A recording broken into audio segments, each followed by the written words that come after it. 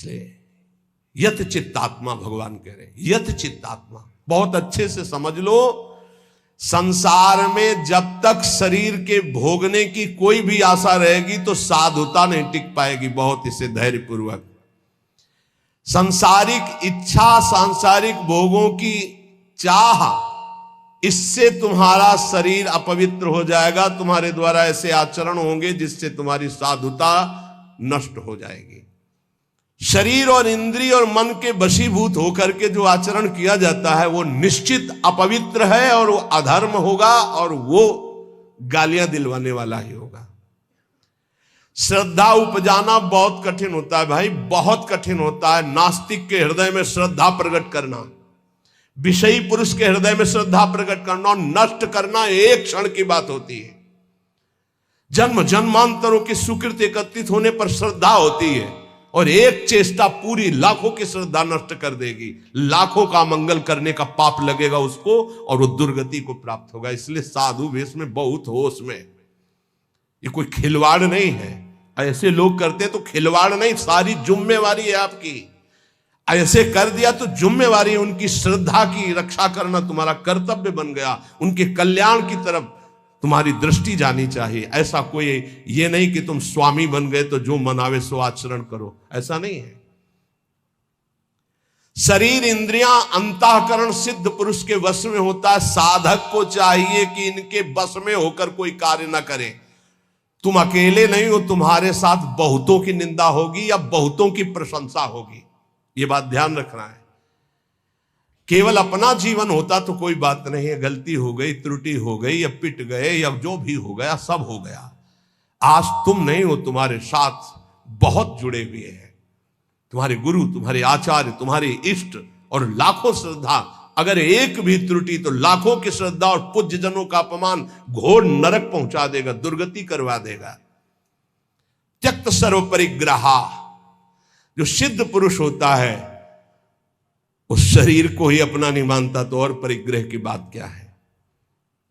सब सन्यासी हो जो भगवत मार्ग के पथिक हैं, ये तो सर्वाणि कर्माणि मयि सन्न्यस्य मत्पराहा, सारे कर्म भगवान को अर्पित करके जो भगवान के परायण है, चाहे गृहस्थ हो चाहे विरक्त हो, वो सन्यासी है। जो मन का निसंकल्प और वाणी का मौन दंड और शरीर का निष्कर्म संयम पूर्वक, अगर ये दंड नहीं तो किस बात का सन्यासी। भगवान ने एकादश स्कंद में कहा है, वाणी का मौन, मन का निसंकल्प और शरीर का निष्क्रिय, ये सन्यास धर्म का स्वरूप है। तो निष्क्रिय दो प्रकार से होता है, एक जो कर्म का त्यागी होता है, एक होता है कर्म समर्पण करने वाला। भक्त कर्म समर्पण करने वाला सन्यासी होता है। ये तो सर्वाणि कर्माणि मयि सन्न्यस्य मत्पराहा।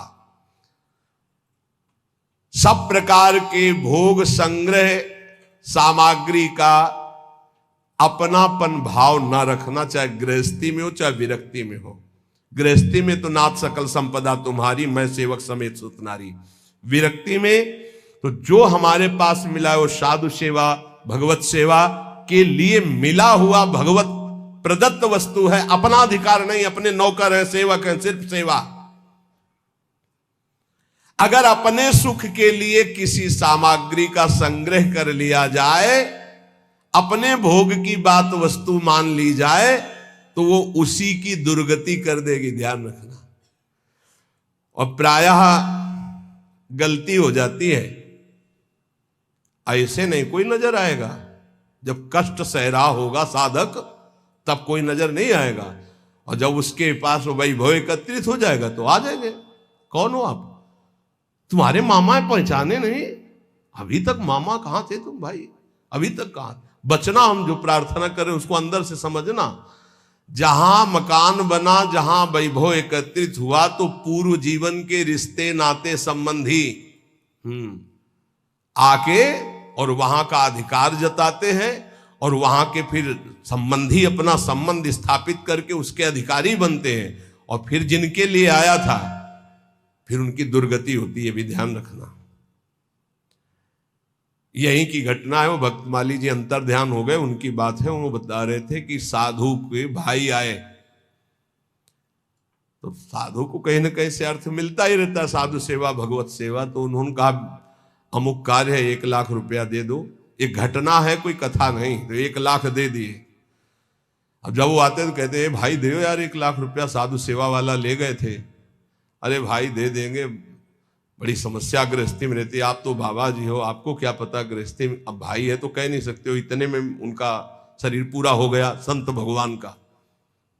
जानते हो क्या बने थे? श्वान, कुत्ता। आश्रम के बाहर बैठे पिल्ले के रूप में।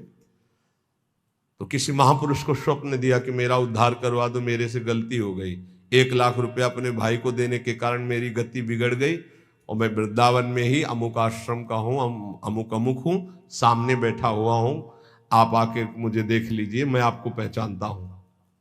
तो वहाँ गए तो बहुत हष्ट पुष्ट एक पिल्ला बैठा था, पुचकारा और गोद में उठाया। बोले महाराज आप चिंता मत करो, बाप का कल्याण होगा। उसके भाई के पास गए और कहा होश में जैसे बने तैसे चुपचाप 1 लाख रुपया मैं ब्याज सहित दो, नहीं हम तुम्हारे ऊपर शासन अपना जब लागू करेंगे तो आप परेशान हो जाओगे। तुम्हारे भाई की दुर्गति हो गई जो महात्मा थे। वहां से पैसा लाए, फिर आश्रम में भंडारा किया और फिर कुत्ता का कुछ दिनों में शरीर शांत हो गया, वो अपनी गति को प्राप्त हो। समझो, वैभव जहां बढ़े तो संसार के सेवा के लिए वैभव मिलता है। साधु सेवा, गौ सेवा, भगवत सेवा। और घर वाले परिवार वाले के बिटिया का ब्याह है, हमारे सारे पैदा किया था क्या? मेहनत करो, मांगो, खाओ, जियो। हमारा तुम धर्म भ्रष्ट करने आए हो। वैराग्यवान कभी भूल करके एक सिक्का अपने परिवार वालों को ना दे, नहीं तो नरकगामी होगा। ध्यान रखना, ये हराम का पैसा नहीं है। गृहस्थ जन देते हैं भगवत प्राप्ति में लगे हुए संतों की सेवा के लिए, या श्री जी के लिए, या गौ सेवा या धर्म सेवा के लिए। परिवार सेवा के लिए कोई कह के दे तो बात अलग है, कौन देता है परिवार सेवा की? इसलिए किसी भी सामग्री को अपनी ना मानना, त्यक्त सर्व परिग्रह, ये भगवान का आदेश है। सिद्ध पुरुष में ऐसा नहीं होता, वो अपना न शरीर ही मानता है न कोई वस्तु मानता है। लेकिन साधक ये बात ध्यान रखे, उसके पास जो भी भगवत प्रेरित सामग्री आई है वो अपने लिए नहीं, सेवा के लिए आई है। ठाकुर सेवा, संत सेवा, भगवत सेवा, समाज सेवा। जो भोग बुद्धि से अपने लिए संग्रह करता है उसकी बुद्धि भ्रष्ट हो जाती है और वो पतित हो जाता है। बस ये बात है, अपने लिए नहीं। बहुत जोर का भगवान ने त्यक्त सर्व परिग्रह का भाव बताया है कि सिद्ध का यही लक्षण होता है। और ऐसे महापुरुषों के दर्शन किए प्रयागराज में। टाट की लंगोटी और एक बोरे का टाट ऐसे उड़े हुए और ट्रक का ट्रक घी और चीनी और मैदा उतरता, ऐसे भंडारे चलते, पूछो मत। जो उनके भगत थे सबके चरण धोना, सबको नम्रता पूर्वक भगवान की तरह बैठालना और खूब प्यार से पवाना। और जो महात्मा जी थे वहां के,